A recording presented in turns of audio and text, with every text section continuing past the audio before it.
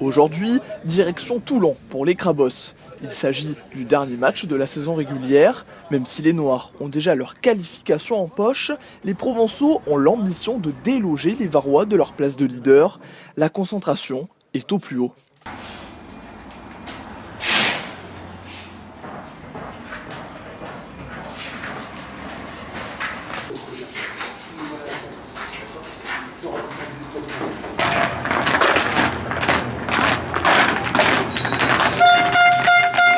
L'échauffement débute, l'occasion pour David Saakian de donner les dernières consignes.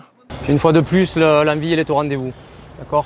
Moi je reviens encore un petit sur les petits détails qui vont faire la différence aujourd'hui. La discipline, la lucidité. C'est très dur d'être lucide quand on livre bataille comme ça et qu'il y a une grosse intensité au niveau du combat. La différence, elle va se mettre là, elle va être là, elle se situe là, la différence aujourd'hui. Si vous leur imposez du combat, on va voir qui c'est qui va craquer en premier. Au niveau de la discipline. Il faut qu'on soit pénalisé moins qu'eux, ok ? L'envie est liée des deux côtés. La différence, elle va se faire là-dessus, sur la lucidité, l'intelligence. Mais d'entrée de jeu, Provence Rugby est prise à la gorge par une équipe de Toulon, montrant un niveau d'intensité bien plus important.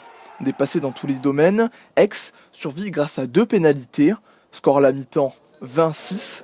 Plutôt que d'accabler ses joueurs, David joue la carte de la motivation. Essayez de les emboucaner un petit peu, de retarder leur ballon à eux. Et nous, il faut qu'on arrive à remettre la main sur la balle. On n'a pas de ballon, les gars, c'est la misère aujourd'hui. C'est la famine.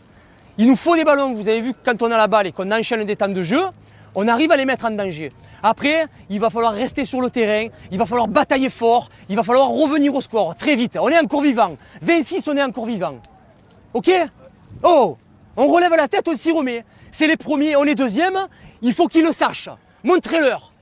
Là, on montre rien pour l'instant. Des paroles qui n'auront fait effet qu'à moitié. Les Noirs auront montré un autre visage en deuxième mi-temps, mais cela demeurera insuffisant pour inquiéter le RCT. Joueurs et entraîneurs nourrissent quelques regrets, mais restent lucides sur leurs prestations. Je pense qu'on peut faire beaucoup mieux parce que dans le deuxième mi-temps on rivalise largement, dès qu'on prend la balle, dès qu'on fait ce qu'on sait faire, on roule dessus et il n'y a pas de problème, quoi. Alors qu'en première mi-temps on a eu peur, on le laisse arriver, on se fait renverser, on prend des essais de poussins.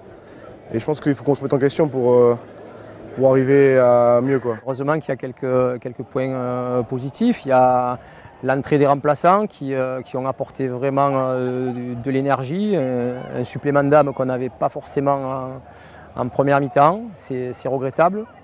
Donc le point positif, on peut considérer que c'est ça. Et quelques belles attitudes dans le jeu dans l'axe. Après, à part ça, honnêtement, aujourd'hui, c'était quand même assez maigre. Les Crabos ont maintenant la tête tournée vers leur quart de finale contre Bordeaux. Ils tenteront de prolonger l'aventure le 13 mai prochain.